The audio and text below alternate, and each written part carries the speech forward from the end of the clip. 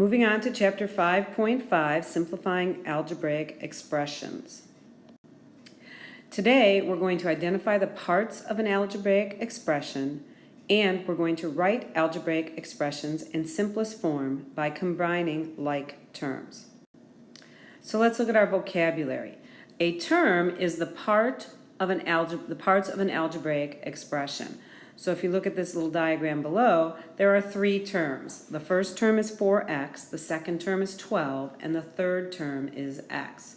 Now, we have something called like terms. Like terms are terms that contain the same variables raised to the same power. So 5x and 6x would be like terms. So in that example below, we notice that we have 4x and negative 4x and x. Those are our like terms. A constant is a term that does not contain a variable. So in this example, 12 is the constant because it has no variable. Now, an expression is written in simplest form if it has no like terms or parentheses. So we're ready to move on to our first example. It says, identify the terms, like terms, coefficients, and constants in the expression 6n minus 7n minus 4 plus n. So let's talk about the terms first. The terms are 6n, negative 7n, negative 4, and n.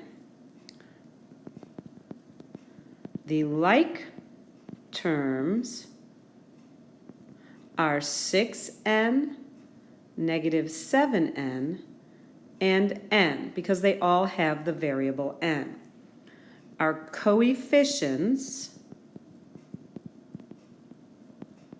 and we will learn that last time, are the numbers in front of the variables. So we have 6 in front of 6n, negative 7 in front of 7n, negative 4 does not have a coefficient because it's a constant. And if we look at the n, even though we don't see it, there's a 1 in front of it. And then our constant is negative 4. Make sure you copy all of this down into your notes.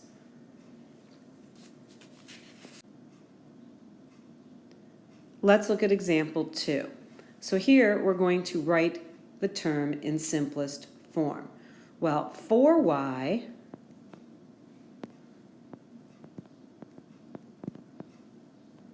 and y are like terms.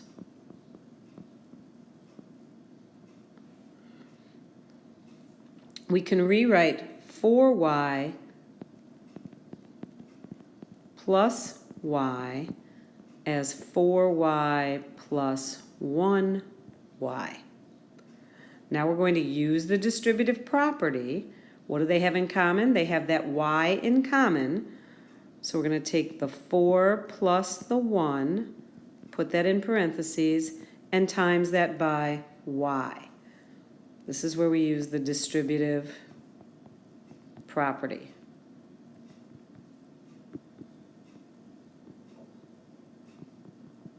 Now I can combine that 4 plus the 1 in the parentheses, and I get 5y. And that is in simplest form.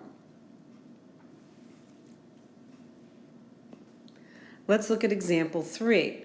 Well, this one's a little bit more complicated. If I look at it, I can see that I have 7x, negative 7x. Those are like terms. And my 2 and my negative 2 and 6 are like terms. So I can take my 7x minus 7x, and then I've got plus my negative 2 plus my 6. So if I combine these, 7x minus 7x is really 0x. Then if I take my negative 2 plus my 6, my signs are opposite, so I subtract. 6 minus 2 is 4. 6 is bigger, so my answer is 4. 0x is like the same as 0 plus 4. So that's my final answer in simplest form.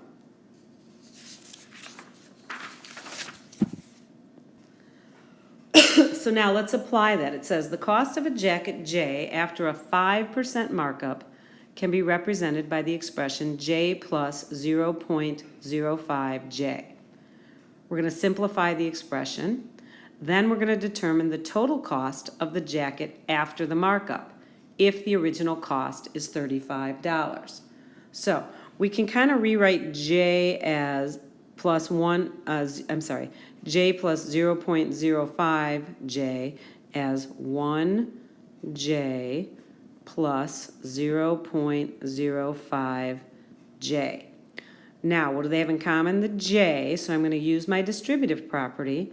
I'm going to take 1 plus 0.05 and times that whole thing by J. So let's simplify in the parentheses. 1 plus 0.05 is 1.05J. So now I know that my total cost is $35. So I'm going to substitute that for the J.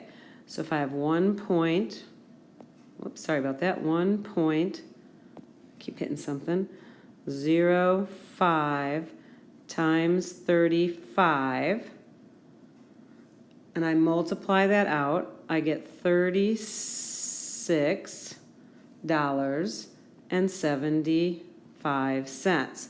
So the cost of the jacket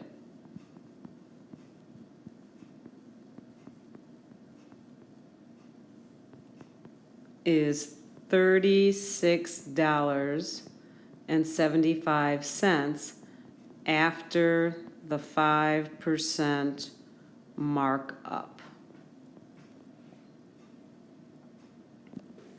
Now our last example, example 5, it says at a concert you buy some t-shirts for $12 each and the same number of CDs for $7.50 each. Write an expression in simplest form that represents the total amount spent. So we're going to let X equal the number of shirts and CDs. So I know that I have $12 for each shirt, so we're going to make that 12X, plus I know I have $7.50 for each CD. So there's our expression. Now we're going to simplify it. Well, they have X in common, so we're just going to do $12 plus $7.50, and using the distributive property, take out that X. Now if I combine what's inside my parentheses, I get $19.50 times X. So 1950X represents the total amount spent.